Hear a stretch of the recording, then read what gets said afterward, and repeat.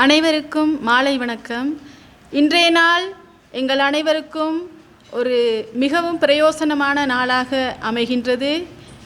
எங்களுடைய மலையக மக்களின் மாற்றத்திற்காக காலம் காலமாக எத்தனையோ கட்சிகள் எங்களை ஆளுகை செய்து வந்த போதிலும் மலையக மக்களின் எழுச்சிக்காக, மலையக மக்களின் மாற்றத்திற்காக குரல் கொடுத்து 2024ஆம் ஆண்டிலே எமது நாட்டின் ஒரு சிறந்த தலைவரை உருவாக்குவதற்காக எங்களுடைய இலங்கை தொழிலாளர் மக்கள் முன்னணி எத்தனையோ சிரமங்களுக்கு மத்தியிலே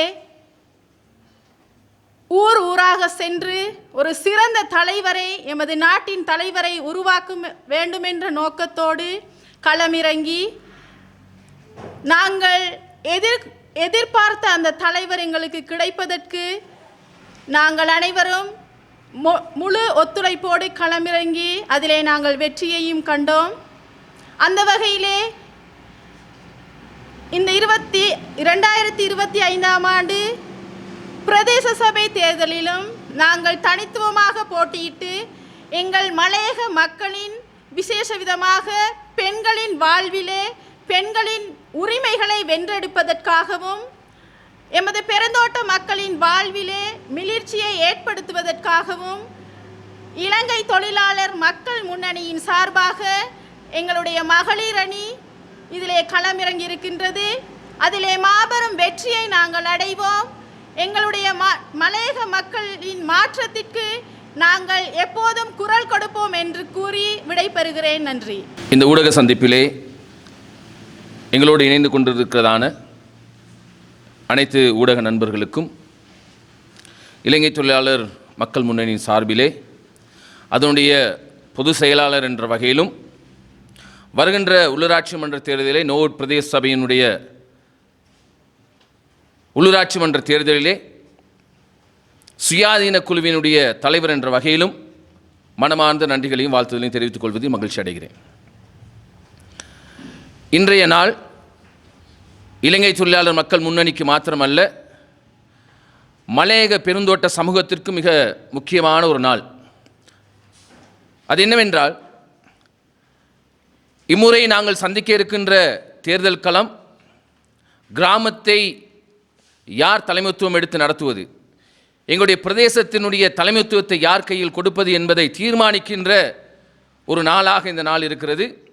அந்த வகையிலே தான் நாங்கள் தீர்மானித்தோம், எங்களுடைய பெருந்தோட்ட துறை சமூகத்தை சார்ந்த எங்களுடைய சகோதர சகோதரிகளை இணைத்து கொண்டு தனித்துவமான மலையக பெருந்தோட்ட துறையினுடைய சக்தியை எங்களுடைய சமூகத்திற்கும் எங்களுடைய நாட்டுக்கும் தெளிவாக சொல்ல வேண்டிய தேவை எங்களுக்கு இருக்கிறது. ஆகவே சில நேரங்களிலே எங்களுடைய தீர்மானத்தை குறித்து பல ரீதியான விமர்சனங்கள் வெளியுள்ளவர்கள் செய்தாலும் நிச்சயமாக எங்களுடைய தேவையாக இருந்தது மலையக பெருந்தோட்ட சமூகத்தினுடைய அந்த உரிமைகளை, அவர்களுடைய வாழ்வியலை சரியான திசை நோக்கி கொண்டு செல்வதற்கான தேவையும் கடப்பாடும் எங்களுக்கு இருக்கிறது.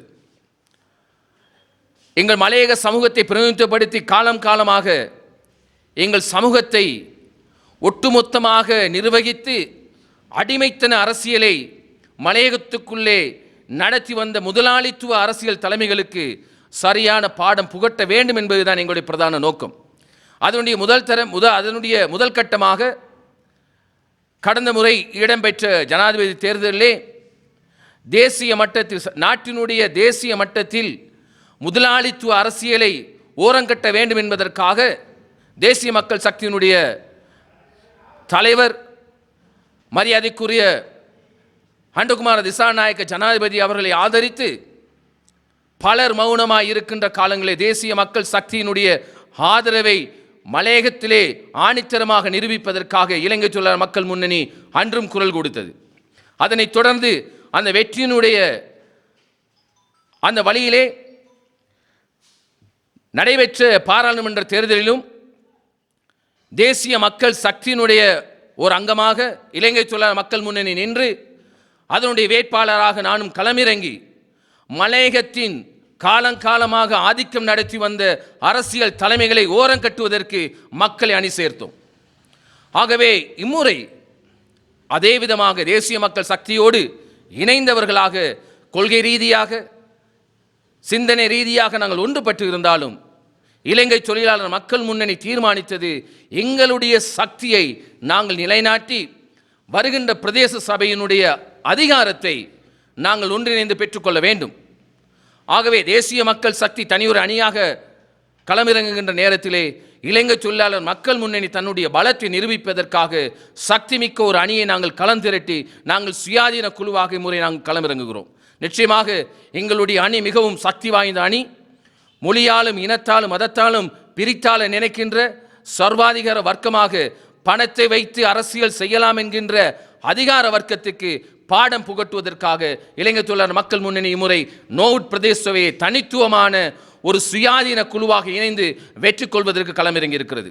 ஆகவே இந்த குழுவிலே பல்வேறுபட்ட அனுபவம் வாய்ந்தவர்கள் இருக்கின்றார்கள்.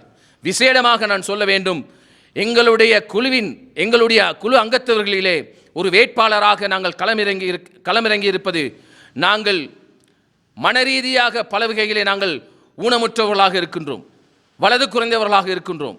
ஆனால் நாங்கள் மனதளவிலே மாத்திரமல்ல உடல் ரீதியாக பல வகையிலே ஊனமுற்றிருக்கின்ற இந்த சமூகத்திற்கு நாங்கள் இன்று பாடம் புகட்டி அவ்வாறான தலைமைத்துவத்தை கொண்டு வருவதற்காக எங்கள் சமூகத்திலே ஒரு விசேட தேவையுடைய ஒருவரையும் நாங்கள் இந்த களமிறக்கி இருக்கிறோம். ஆகவே நிச்சயமாக ஆண் பெண் இருபாலரும் இணைந்து இளைஞர் படையணி இணைந்து நோவுட் பிரதேச சபையினுடைய அதிகாரத்தை தக்க வைப்பதற்காக தேசிய மக்கள் சக்தியினுடைய ஒரு அங்கமாக இலங்கை தொழிலாளர் மக்கள் முன்னணி இம்முறை சுயாதீனமாக களமிறங்குகிறது. ஆக வெற்றி வாகை நிச்சயம் என்கின்ற செய்தியை சொல்லி நிறைவடைகிறேன். நன்றி, வணக்கம். සුබ සන්ධ්‍යාවක් මම ආදරෙන් තාමත් ආදරෙන් ගෞරවයෙන් පිළිගන්නවා මාධ්‍යවේදී සහෝදරයන් සහ ශ්‍රී ලංකා කම්කරු ජනතා පෙරමුණේ සහෝදර සහෝදරයන්ව විශේෂයෙන් අපි මේ මාධ්‍ය සාකච්ඡාව පවත්වන්න හේතුවක් තිබුණේ මෙවර පළාත් පාලන මැතිවරණය සඳහා ශ්‍රී ලංකා කම්කරු ජනතා පෙරමුණේ අපි ස්වාධීන කණ්ඩායමක් ඉදිරිපත් කරනවා නෝවුඩ් ප්‍රාදේශ සභාවට. මම දැන් ඒක ගැන අපි කතා කළ යුතුයි.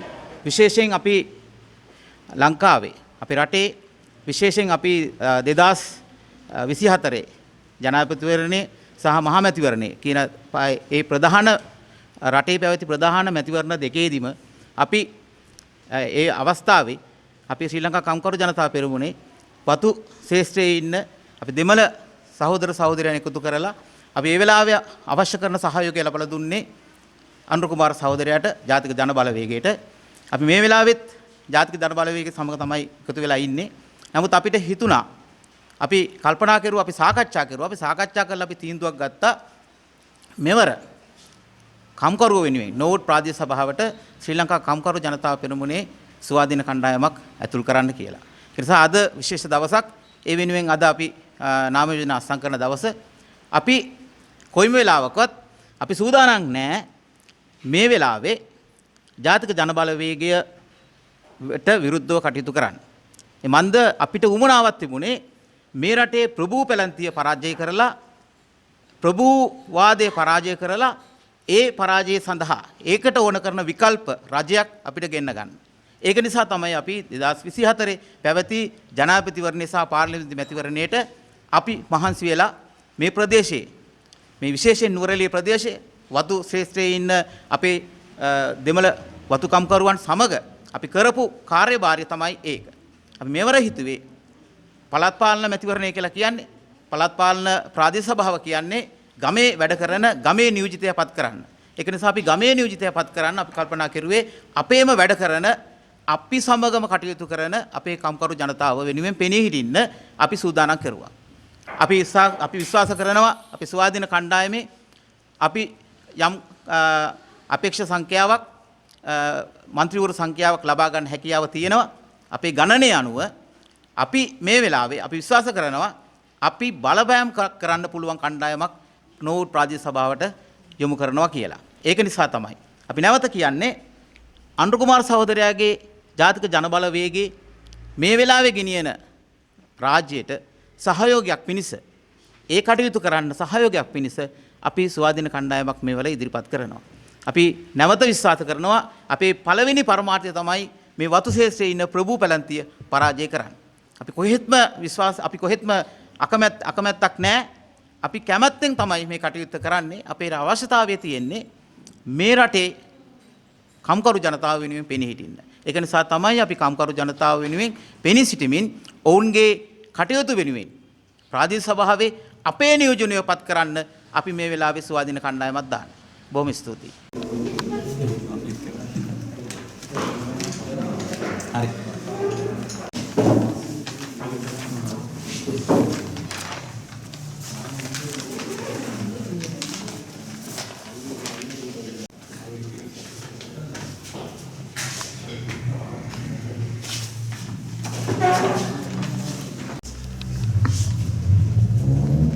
Sini kan?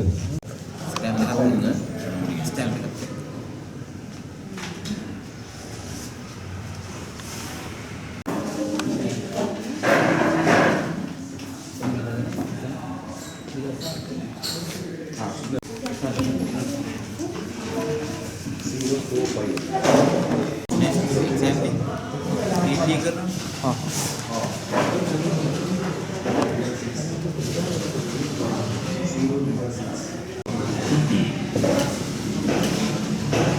අර බින්දු ටිකක් ගිහින් තියන්න.